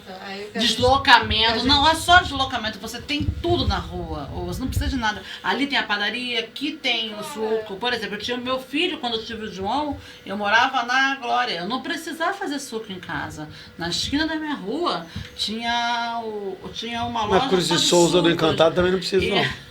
Tem feira na E aí eu tem farmácia. eu levava ele lá, ele fazia suco, aí aqui tinha padaria, aqui tinha tudo. Aí eu ia pro cinema aqui. Mas o Rafa é meio romântico. Eu sou, confesso, mestre. Não, mas o que a gente está falando é da cultura popular. Por exemplo, você fala de cultura do Rio de Janeiro, ela vem toda do subúrbio. Ela vem toda do subúrbio. Entendeu? Aonde eu fui feliz foi no subúrbio. E as pessoas do subúrbio são muito diferentes das pessoas. São. O que a gente fala Mas isso é um fenômeno mundial e principalmente da diáspora, das diásporas africanas no mundo. Né? A cultura toda sai das periferias. Exato. Ela sai, passa de um processo mainstream, captura, e aí começa a dar dinheiro para eles. Não, e até porque uma coisa engraçada, eu não trago uma amizade. Eu morei 2 anos. Na Zona Sul? Na Zona Sul, não trago uma amizade, uma. É difícil. Não existe. Cara, eu tinha tudo, mas também não tinha exatamente. ninguém. Não conhecia ninguém. Tem um amigo meu, que é o Luiz Cláudio Suburban Trânsito, que está fazendo um filme que eu acho o título ótimo, né? Que é Não Existe Fronteira Entre as Pessoas. As pessoas, de modo geral, elas ultrapassam essas fronteiras simbólicas que a gente quer na cidade, né? E ele estava gravando, falando da Feirinha da Pavuna, dessa relação entre, né, Pavuna e São João de Meriti, onde começa um, onde acaba outro, como é que os limites municipais terminam aqui, os limites metropolitanos começam ali. E é uma questão complexa, né, a gente brincar nisso. Mas a gente também não pode esquecer que nossa fala social representa muito esses estigmas que nós aprendemos. Essa fronteira entre subúrbio e Zona Sul é uma fronteira imaginária. Não existe um pedágio que você passa e fala, a partir de agora estamos entrando no... as pessoas são diferentes. Mas É intangível, mas é muito concreto. É verdade. Se você não sei se você lembra que aí Brizola, né? A Praia da Barra era inacessível para os suburbanos. Sim. Eu lembro que no meu tempo, ou ia para a Zona Sul, né? De ônibus, 500 horas de trem, né? Ou ia para a Barra de Guaratiba. Eu não ia para a Praia de Zona Sul. As praias que eu ia era Sepitiba também, ainda tinha uma Sepitiba e Barra de Guaratiba, entendeu? O que o Brizola fez? Tinha aquele lago, né? Fez uma ponte. Só isso. E botou um terminal de ônibus. Aí que os suburbanos conseguiram, entendeu? Chegar. Isso deu uma briga terrível. E é tão engraçado que, se você for pensar, o projeto da Barra era ser uma zona sul mais distante dos povos. Que começa em 1979 com Nova Ipanema, Novo Leblon. Olha, aqui a gente tem certeza que o pobre não vai chegar. Eles criaram uma... Tem um prédio que é Novo Leblon. Eles criaram um anexo, né? Mas que fiz isso aqui, né? E o subúrbio daqui. Mestre, a gente está aqui te sabatinando, porque a gente está explorando mesmo, a gente está aproveitando. Não, mas eu acho que o Rafael, a gente merecia pagar um aluguel pro Rafael morar na Glória lá. Não, tô fora. Quero não. Não, mas foi um choque cultural terrível, pessoalmente. Imagina eu. Aos 20 e poucos anos. Eu lembro uma coisa curiosa, mas era tudo coisa ruim, né? Que eu tive uma ascensão artística antes, né? Depois que saí da prisão, comecei a compor muito, né? Estudar violão, aí teve o garrapejo, aquelas coisas, né? E aí eu recebia, cara, no meu pequeno apartamento, eu fazia festinhas para os amigos, né? Mas aí daqui a pouco foi virando, era uma multidão de gente. Um evento. Ninguém andava, né? E era para me ver tocar, cara. Caraca, mestre. Era para me ver tocar. Então tem um negócio assim louco. Aí depois que houve o rompimento, porque foi o rompendo o casamento, era uma senhora branca, né? Esse ambiente foi todo... Eu fui expulso. Aí eu me dei conta que eu era o estranho do ninho. Eu só estava ali porque eu fazia música e as pessoas consumiam aquela coisa que eu... Sugavam de mim aquela coisa. Mas eu, sem aquilo, eu tinha que ser alijado. E fui alijado do processo completamente. Caramba. Totalmente. Eu não deixei nenhuma amizade. Não sobrou nada. É isso que eu falei. Eu saí de lá sem uma amizade. Eu morei 2 anos, gente. Você morar 2 anos no lugar e sair sem dar tchau. Eu não me despedi de ninguém. A gente se despediu de alguém? Não, eu acho que assim, quando a gente fala da violência, é como sobrepõe a cultura, como se tivesse nada legal no subúrbio. Então, não, o subúrbio só tem violência. Eu entendo que quando o Rafael fala, peraí, gente, pera lá. A cultura vem de lá. Não tem a violência não tem nada a ver com isso. A violência está tão entranhada, principalmente nos jornais, as pessoas falando, é que parece que está maior que a própria cultura nossa. Não está maior, não. Mas isso é o que parece muito, principalmente quando a gente vê as pessoas falando. Exatamente. Então, por isso que muitas vezes a gente tem que afirmar, até aqui, a cultura, o que tem de bom, porque o que tem de mal tem muita gente já falando. É verdade. Então, pera lá, tem, a gente não vai romantizar, mas existe também um outro lado muito bonito no subúrbio e que hoje em dia não está sendo tanto falado, entendeu? É só isso que eu acho. A violência, a conversa da violência é que abafa. E é contraditório para mim, porque violência está em todos os espaços da cidade. Mas na zona... Vamos lembrar disso, proporcionalmente falando. A Zona Oeste representa 70% da cidade. Territorialmente, espacialmente. Né? Eu sempre falo isso. A gente está falando de 163 bairros. Temos 17 bairros na Zona Sul. Temos 87 na Zona Norte, temos 50 na Zona Oeste. A grande maioria da cidade é suburbana. Então, obviamente, a grande maioria do problema está aqui. É óbvio que o poder público não tem isonomia de investir proporcionalmente o que se investe na Zona Sul ou na região central nos subúrbios. Eu acho que a gente precisa reivindicar isso. Mas é fundamental que a gente saiba que a violência não é endêmica, não é um problema único, exclusivo ou específico no nosso subúrbio, né? Não. Anda de noite em Ipanema, pela praia. Anda pela hora. Copacabana. Não, tô falando em Ipanema mesmo. Anda por Ipanema de noite. Não se anda em Ipanema de noite. Eu quero voltar para cá, porque a gente está caminhando para o final. Você que está assistindo até agora, você não pode deixar de compartilhar, de dar like, de contar para todo mundo, de seguir as redes do Mestre. Mestre Espírito Santo, para seguir suas redes sociais, acompanhar seu trabalho, qual é a melhor rede sua? @Espírito Solto. Espírito Solto. Vai estar na descrição. Maravilhosa. A gente vai botar embaixo do programa para todo mundo acompanhar. Facebook eu não uso mais. Parei de usar, usei muitos anos, né? Mas tem que usar Facebook. Eu tenho um blog também. Que é? Provavelmente eu li, que é Espírito Santo WordPress. Espírito Santo WordPress.com. Você não deixa de chegar lá e compartilhar a produção do Mestre, que a minha pergunta vem nesse sentido. Alguém que estuda, alguém que produz produz, inclusive, materialmente instrumentos e conhecimento, alguém que escreve, alguém que compõe.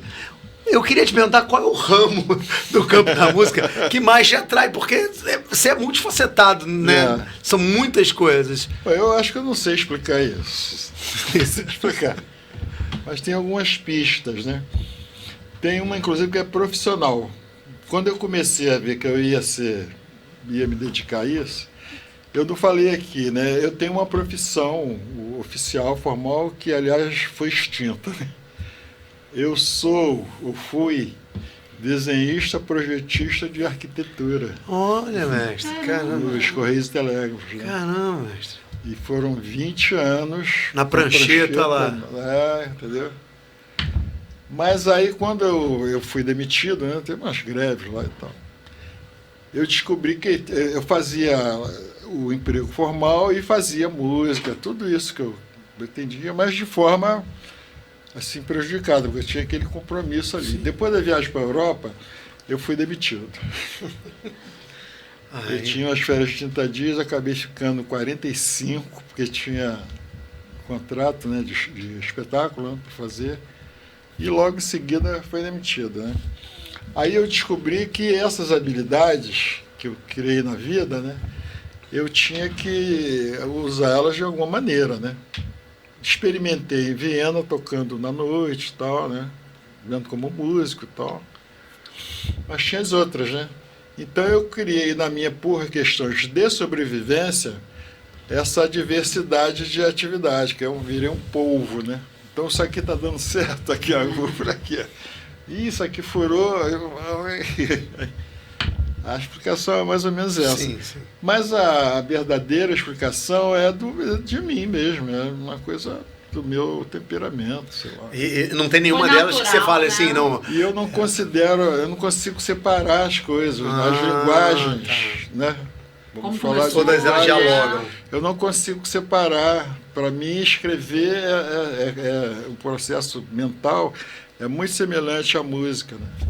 Eu acabei de escrever um artigo agora, um capítulo para um livro acadêmico aí, e aí fiquei exercitando esse meu processo. Aí eu descubro que tem artesanato, cara.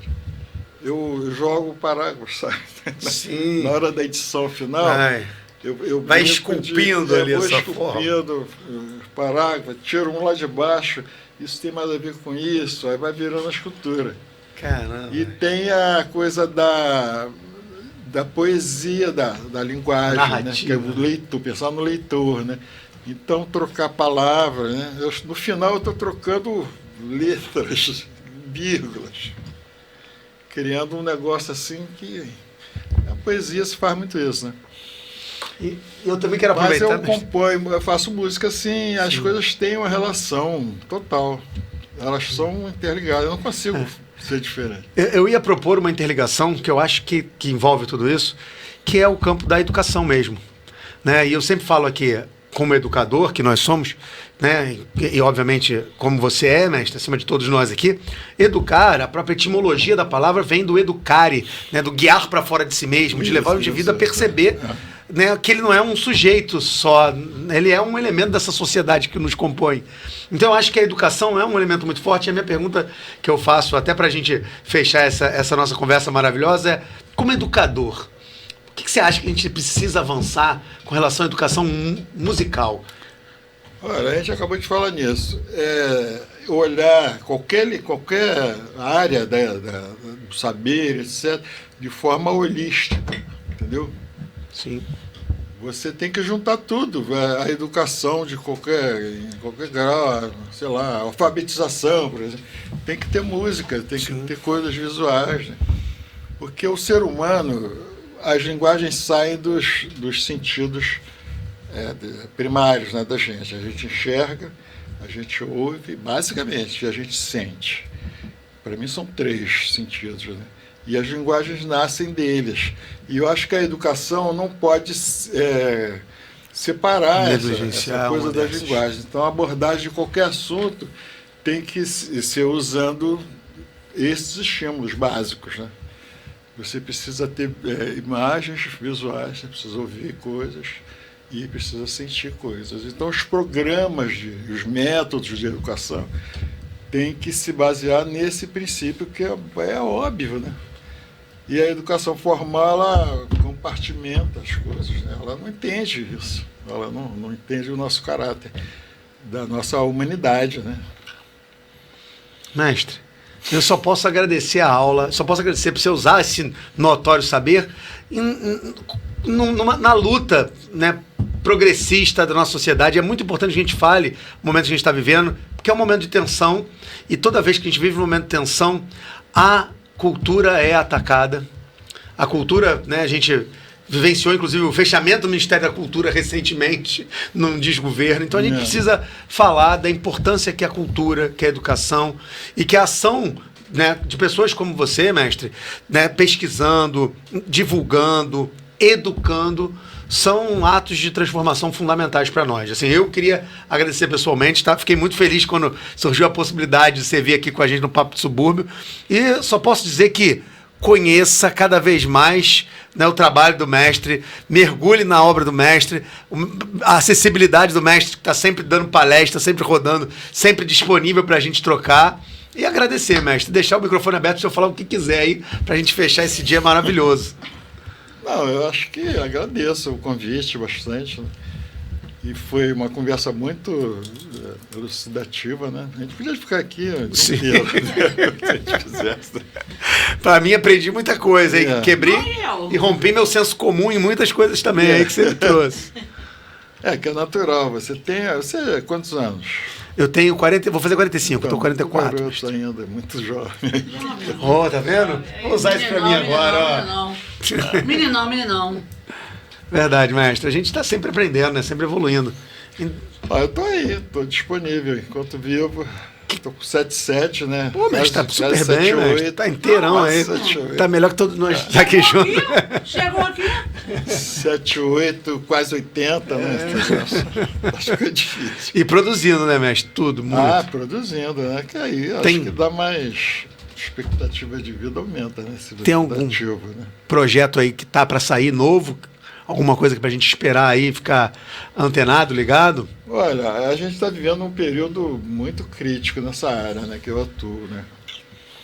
Então eu entrei em alguns editais da Pulsar e tal, mas é tudo para o ano que vem, não sei o que vai rolar. Que é outra coisa que eu não consigo entender. Como é que a gente não tem fomento direto para cultura e tem que ficar brigando por esses editais que agora já estão sendo delapidados, né? A Lei Aldir Blanc agora, por exemplo, está sofrendo um processo desse. Então... a própria renúncia fiscal como um todo, ela vai ser prejudicada pelas demandas aí do Trump, né? O governo vai ter que parar de dar dinheiro, injetar dinheiro em algumas áreas, né? Em algumas áreas. Primeira área. Cultura é em primeiro lugar. Mestre, eu queria propor um brinde aqui pra gente terminar, mestre. Muito obrigado, olha. E aí, gostou? Não se esqueça de dar uma força, curta, compartilhe, se inscreva e ative as notificações. Papo de Subúrbio, onde a cultura e a comunidade se encontram. Continue conosco, assista outros episódios e acompanhe nossas redes. Espalha pra geral. Vem!